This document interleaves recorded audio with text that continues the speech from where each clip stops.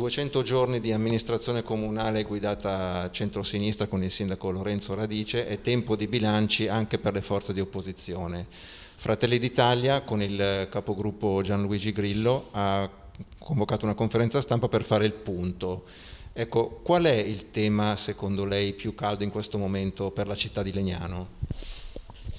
Grazie e buongiorno a tutti, oggi è stata un'occasione per fare un po' il quadro di quello che è successo in questi primi 200 giorni di giunta Radice.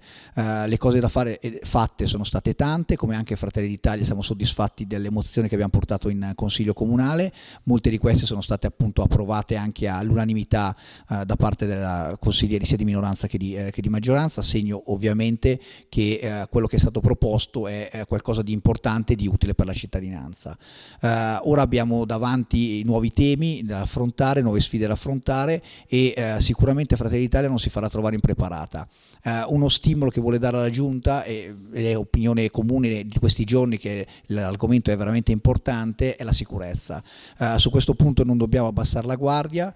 Leggendo i giornali dell'ultima settimana sembra ormai di stare in una città fuori controllo. Abbiamo aggressioni, abbiamo vetrine infrante, abbiamo risse che capitano praticamente tutti i giorni a ogni angolo di strada, non più soltanto nella zona del centro ma anche in periferia. Segno evidente che manca, dal nostro punto di vista, la volontà politica di perseguire una politica attiva di sicurezza, di sopprimere questi episodi sul nascere. Riteniamo che se non si intervenga subito in maniera decisa questa città perda veramente appetibilità.